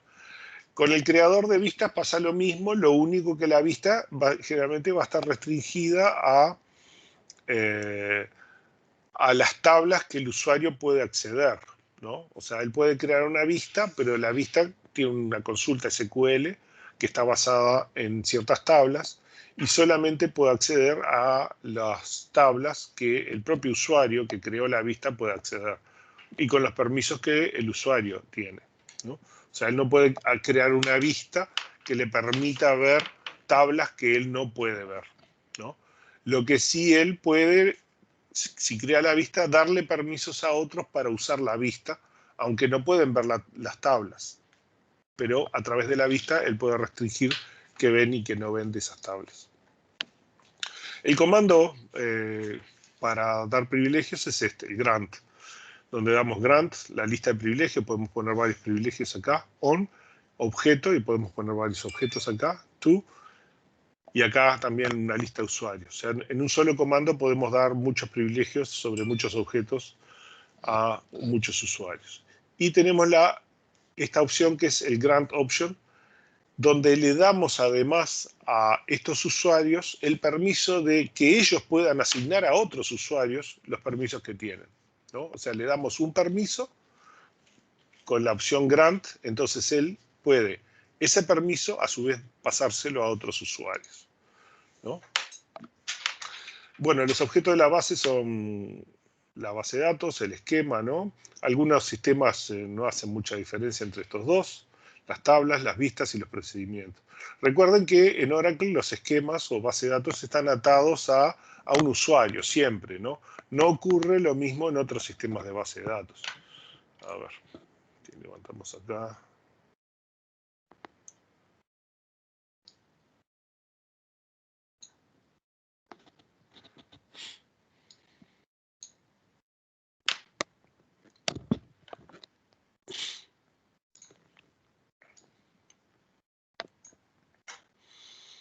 Supongamos que nos conectamos a un usuario en particular. Y bueno, en realidad, todo esto acá vemos tablas, vistas, índices, paquetes, procedimientos, funciones, operadores, colas, ¿no? las secuencias, vistas materializadas, que son un tipo de vistas diferente, porque esta es una vista virtual que está hecha a partir de una consulta, y en realidad se usan índices, un mecanismo así. Pero esta otra vista materializada lo que se hace es, se hace la consulta y se crea una tabla temporal de la vista, ¿no? Y luego se puede establecer mecanismos de sincronización, pero tiene datos separados, o sea, es un snapshot de la consulta. Y así todos los objetos. Todos estos son los objetos, ¿no? Por ejemplo, a los que un usuario puede tener permisos o no, y cada uno de ellos tiene un conjunto de operaciones a los que se puede acceder, ¿no?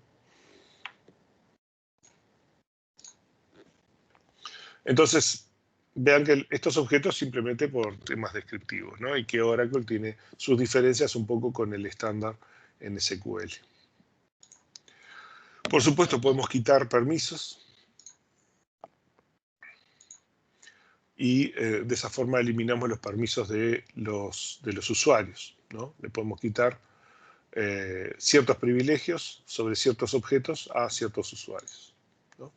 Vamos a ver un ejemplo. En este ejemplo tenemos el administrador de la base de datos y hay 4 usuarios, ¿no? Creados con súper creatividad para los nombres de los usuarios, el usuario 1, el usuario 2, el usuario 3 y el usuario 4. ¿No? Y se desea implementar la siguiente política con acceso discrecional. Autorizar que U1 cree tablas. Al permitir que U1 cree tablas, entonces él va a ser propietario de esas tablas y va a tener permisos para dar los permisos que él quiera sobre esas tablas, ¿no? Entonces U1 después puede autorizar a U2 a insertar y eliminar empleados y departamentos. O sea que va a crear una tabla de empleados y departamentos, ¿no? U1 luego autoriza al U3, al usuario 3, a consultar en las tablas de empleados y departamentos y además que pueda otorgar estos privilegios a otros usuarios. O sea, él le está dando el permiso a otros, pero además le está dando el permiso de dar el permiso. Porque él es un administrador de esas tablas que creó, porque es el propietario, ¿no? O sea, él recibió el permiso de crear las tablas, pero además al crear las tablas, él tiene el permiso de dar todos los permisos sobre esa tabla. Incluso, valga la redundancia, tiene el permiso de dar el permiso de dar el permiso. Aunque suene cómico, pero sí. Y entonces U3 permite que U4 consulte la tabla empleados. Vamos a hacer eso, ¿no? Por lo menos en comandos. Estos comandos no funcionan así tal cual en Oracle. La clase que viene vamos a ver un script, si lo puedo terminar. Estoy armando todo un ejercicio medio rápido para dejarles un script donde ustedes puedan probar este tipo de cosas con Oracle, que es un poquito diferente que los comandos que estamos viendo acá, ¿no? Estos son los comandos del libro. ¿Ah? Sobre eso. Para ver, este es el 23. Para ver el libro, acá tienen, acuérdense que acá tienen el libro, ¿no? Este va directo al capítulo de seguridad en el libro. Tiene que haberse logueado primero en el sistema de Biblo, ¿no? Y acá pueden ir directo al libro, o si no, tienen el libro por ahí en algunas carpetas del Drive y de Teams también. Bueno, hecho el impasse, que me había olvidado de hablar de eso, volvemos para acá. Entonces, el DBA ejecuta este comando. Grant create in on database to 1, ¿no? O sea, lo que le estamos dando es permiso de crear tablas en la base de datos a 1, ¿no?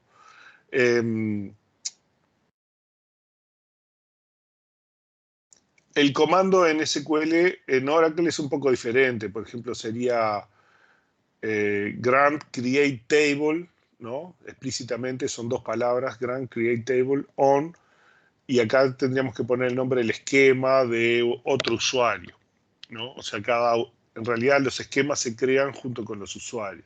Pero es una particularidad de Oracle. En general, en otros sistemas no es así. Los esquemas no están atados a un usuario.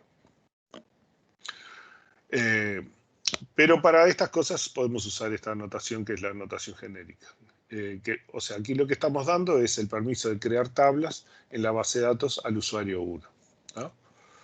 Una base de datos existente. Acá podría ser compras, ventas, yo qué sé, una base de datos que tiene las tablas de algún sistema. El usuario 1 crea la tabla empleados y crea una tabla de departamentos. ¿No? Creo estas tablas, ¿no? Por supuesto, esto le falta, por ejemplo, acá tendría que tener crea empleados, ¿no? Y después tendría que tener todos los atributos. Y los departamentos también tendrían que tener todos los atributos, ¿no?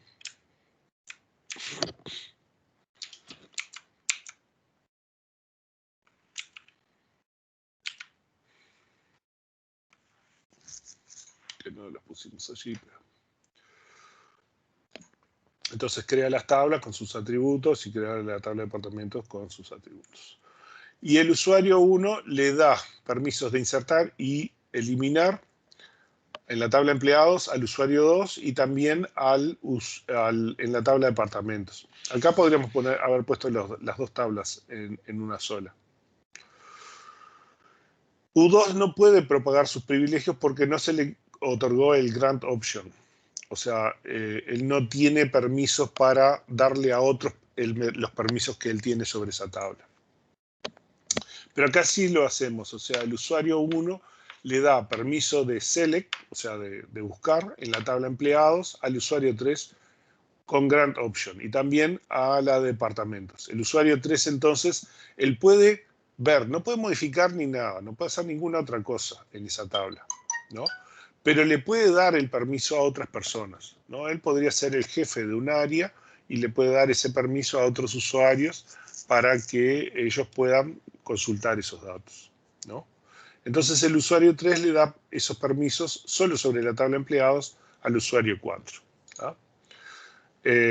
Si vemos un poco nuestro esquema, nos queda así. Vamos a levantar un poquito para que se vea mejor. Entonces el DBA le da los permisos de crear al usuario 1, el usuario 1 crea la tabla de empleados y departamentos, le da los permisos de insertar y de borrar al usuario 2 y le da los permisos de select al usuario 3 con grant option, ¿no? With grant option. Y el usuario 3 le da permisos de select al usuario 4. Estos son el orden de concesión de los privilegios. Esto nos va a importar porque cuando nosotros queramos revocar los permisos, si yo le revoco los permisos a un usuario, él también pierden los permisos todos los que fueron asignados por él. Es una medida de control, ¿no? Entonces supongamos esto. El usuario 3 realiza asignación indiscriminada de los permisos. O sea, le dan los permisos a cualquiera. Entonces se los tenemos que quitar. Entonces hay que quitarle los permisos a ese usuario y a todos a los que él les otorgó esos permisos, ¿no? Y hay que permitir al usuario 4 que modifique únicamente el saldo de sueldo, el dato de sueldo en la tabla de empleados, ¿no? Entonces, ¿qué hacemos? Hacemos revoke select on empleado from to.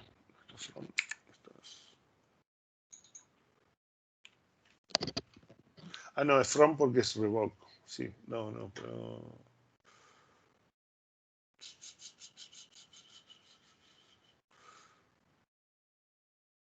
Esto estaba bien. Sí, está bien. Es from porque es el revoke, ¿no? Entonces le quitamos los permisos de select en la tabla de empleado al usuario 3, ¿no? Entonces el usuario 3, como le otorgó privilegios a U4 y a todos los demás que no sabemos, se le revocarán los privilegios otorgados a U4, ¿no? Y además les damos los permisos de modificar solamente el sueldo, solo puede modificar el atributo sueldo a U4 y puede ver todos los datos, sí, de empleados. Entonces, ¿qué pasa? De la base de datos anterior, lo que tenemos es que el usuario 3 se le quitaron los permisos de seleccionar en empleados y departamentos y automáticamente también los perdió U4.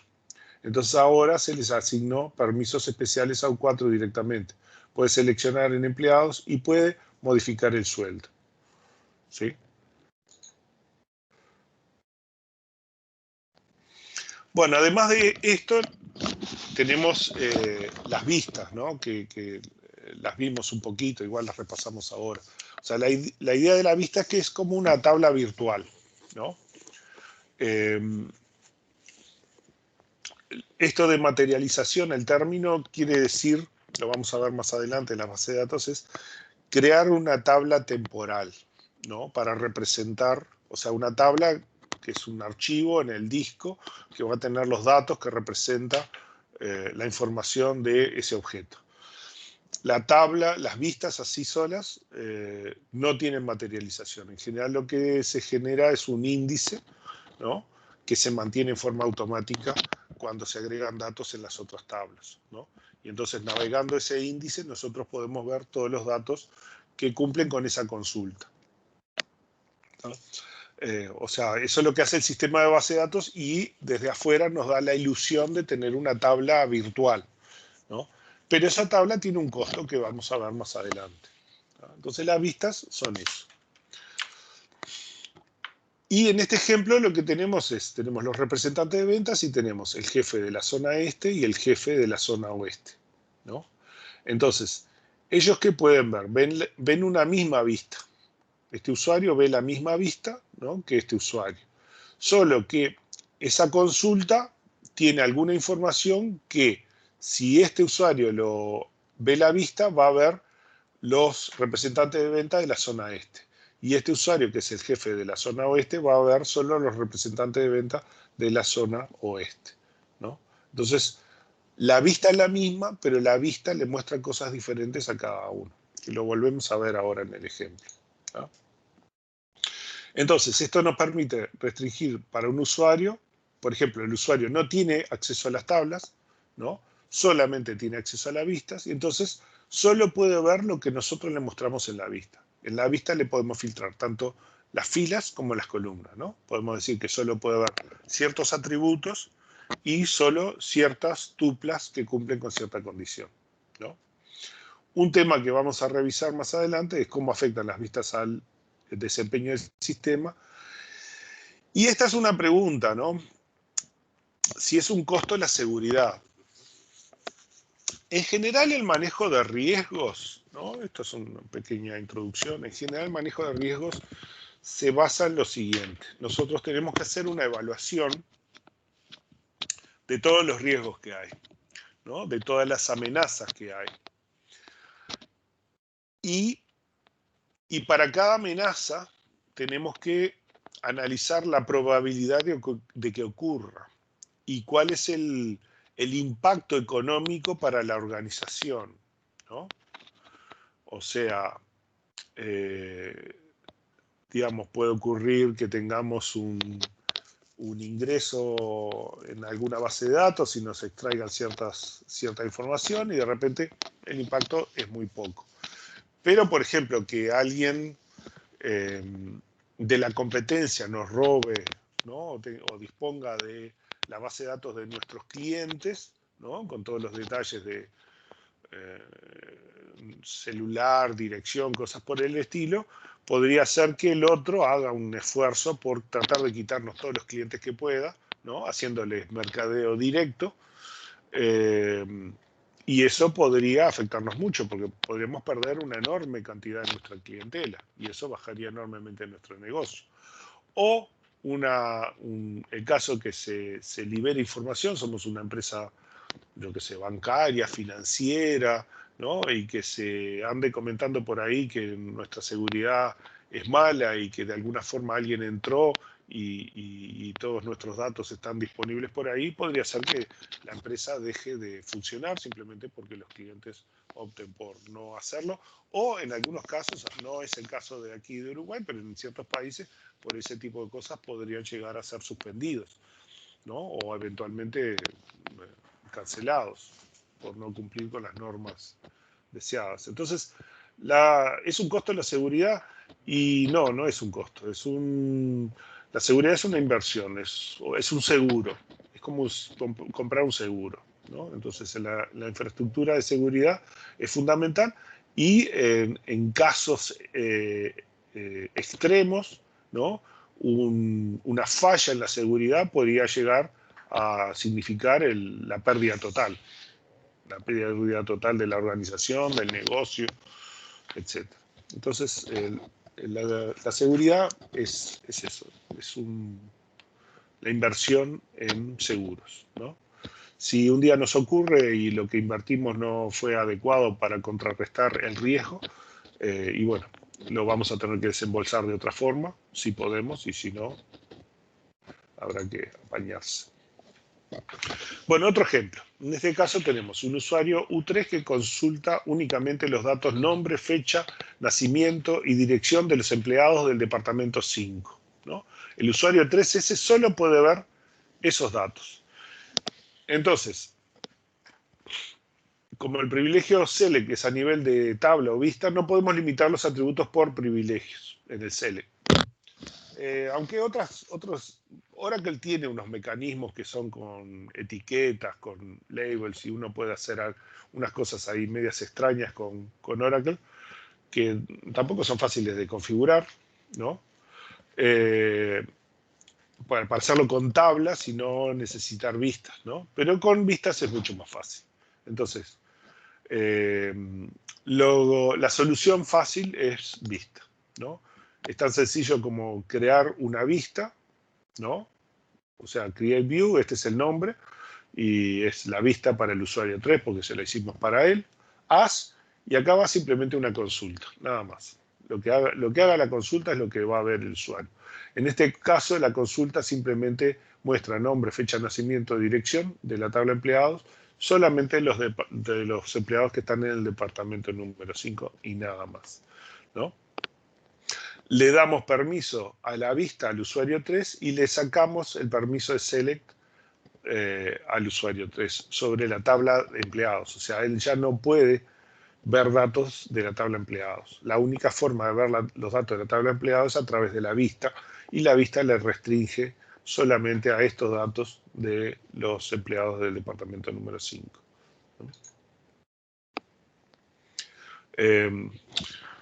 Bueno, tienen presente, habíamos hecho, ¿no?, el ejemplo con la vista, ¿sí?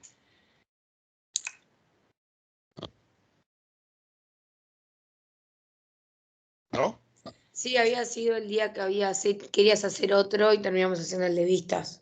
Natural. No sé, ¿lo tienen claro? ¿Lo revisamos? Si quieren, lo repetimos.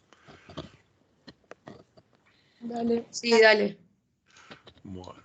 Recuerden que eso está acá en la carpeta, acá en la parte de introducción e integridad.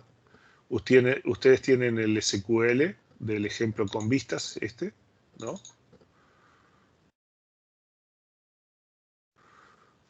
Es un archivo de texto, está en el drive, un punto SQL, ¿no? Y tienen allí todos los datos. ¿Ah? O sea, bueno, para borrar las tablas, crea los empleados, crea las ventas y crea un usuario usando la función user, ¿no? Para que coincida con el usuario con el que están ejecutando los comandos. Para ese usuario que tiene la cédula 99999 le agregamos algunas ventas, ¿no? Verificamos los datos y acá tenemos la vista. La vista lo que dice es simplemente seleccionar todos los atributos de venta. Podremos hacer, por ejemplo, solo número de factura, quitarle la cédula, ¿no? Por ejemplo.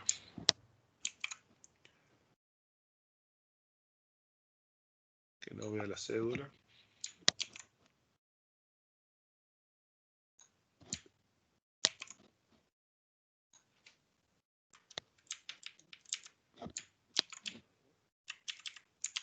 No, de esta forma la cédula no la ve porque él la sabe y ve solamente esos atributos. O sea, con esta vista estamos restringiendo esas cosas.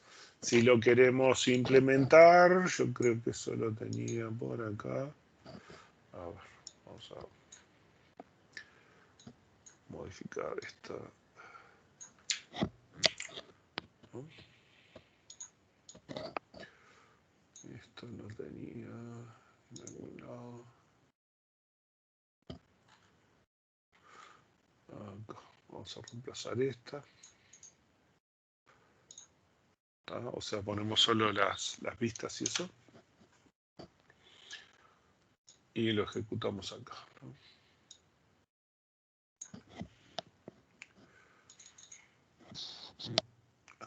Primero vemos las tablas que tenemos en auxiliar, sí.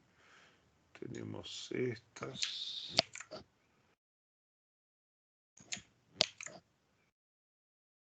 Borramos las tablas. Creamos los empleados y las ventas, ¿no? Con eso creamos la tabla de empleados y de ventas. Mostramos el usuario para ver el usuario. En este caso, mi usuario es C, numeral auxiliar, ¿no? Que son los usuarios administradores y eso, que tiene que ser así. Y acá creamos un empleado que va a usar, en el nombre, va a usar mi función user, ¿no? Entonces va a crear un usuario que se llama C# auxiliar, ¿no? O sea, a ver, vamos a ver las tablas empleados antes, ¿no? Vean que acá tiene a Juan, Pedro, Fabián, Manuel, Laura, Andrea, Enrique, José, pero no hay un C numeral auxiliar, no existe. Entonces le damos crear este usuario, ¿no? Y si vamos a ver los empleados ahora, vemos que tenemos un usuario C numeral auxiliar, ¿no? Y a ese empleado le asignamos estas ventas, le damos las ventas de ese empleado, ¿no? O sea, ese empleado ahora tiene unas ciertas ventas, ¿no? Creamos nuestra vista, ¿no? Create or replace view, mis ventas, la vista se llama mis ventas. As, y simplemente la consulta esta, ¿no? Seleccionar número de factura, nombre de producto y precio de producto, solo esas columnas de ventas y empleados, y acá hago el join entre ventas y empleados, pero solamente estoy mostrando los valores de ventas, ¿no? Entonces creamos la vista, ¿no? Y ahora podemos consultar la vista, y la vista lo que nos va a dar es solamente el número de factura, nombre de producto y precio de producto de las ventas que yo hice en mi sistema, ¿no? O sea que si viniera otro usuario, por ejemplo, un usuario que se llamara Enrique en el sistema, él vería las ventas de Enrique que están en la base de datos, ¿sí? Hasta aquí quedó claro. Esto lo pueden hacer ustedes, se lo bajan, lo ejecutan así tal cual, y lo pueden probar y experimentar un poquito y hacerle cambios y jugar. ¿Por qué hace el join? El join porque el nombre del empleado está en la tabla empleados. Y en ventas está, la clave foránea está por cédula del empleado. Y yo, el identificador que estoy usando en el sistema es el nombre de usuario. Y entonces el nombre de usuario coincide con el nombre en la tabla empleados. Por eso tengo que hacer el join con empleados. ¿Sí? Sí. Entonces, si te fijas, por ejemplo, el nombre se llama Juan Martínez, Pedro Fabián, Manuel, Laura, Andrea. En realidad, al otro lo que le puse, en vez de ponerle Enrique o José, le puse C numeral numeral auxiliar, ¿no? Y tiene la cédula. Y después las ventas, la clave que tienen es una clave foránea con la cédula. Como que las ventas son una entidad débil, ¿no? Tiene la clave foránea más un numeral que las identifica.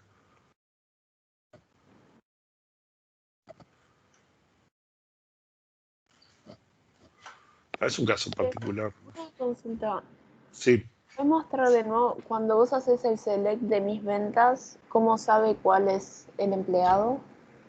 Es que el empleado lo hace a través de la función user. Este user que está acá es una función que cuando tú lo ejecutas te da el nombre del usuario que está ejecutando. ¿Dónde teníamos el show user? A ver, lo teníamos acá.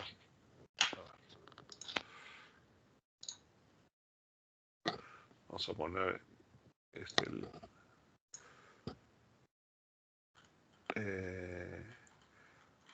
hay un comando. El show user lo que hace es agarra la función. User es una función del sistema, ¿tá? Y el show lo que hace es me muestra el resultado de la función, nada más, ¿no? Y me muestra esto, que el usuario es C# auxiliar. Eso es lo que me muestra, ¿tá? Entonces, cuando yo creo el empleado, el nombre del empleado que yo le pongo es la función user, o sea que crea un empleado con mi nombre de usuario, ¿sí? Está, bien. Es eso. Sí, este show user no está acá.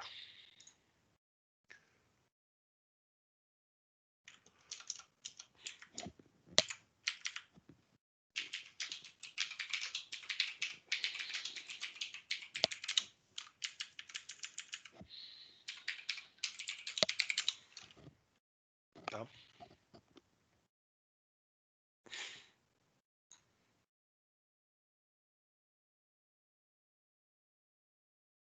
La venta, la vista también la cambiamos para que tenga la cédula, por ejemplo, no la muestre, ¿tá? O sea que está actualizado el archivo que está ahí en la carpeta del Drive. ¿Alguna pregunta más? ¿Alguna duda más? ¿El ejemplo lo entendieron? Lo que yo les pido es que se bajen el script y jueguen con él. Hagan alguna prueba, hagan otro tipo de consulta, pueden crear otra tabla más, ¿no? De algún tipo y probar cómo les funciona, ¿no? Después vamos a hacer un script que tenga más usuarios, que se parezca al ejercicio que vimos en las transparencias, algo parecido. Lo vamos a hacer en clase. Bueno, uno de los temas es en acceso... y ya se nos terminó la hora. Caramba. Bueno, está. Entonces vamos a ver la propagación de privilegios, la próxima, y el sistema basado en roles. Bueno, los dejo porque sí, ya se terminó la hora y se tienen que ir a otra clase, seguramente. Disculpen, me distraje. Dale, Hasta luego. gracias. Hasta luego. Gracias. Chao. Chao, gracias. Hasta luego.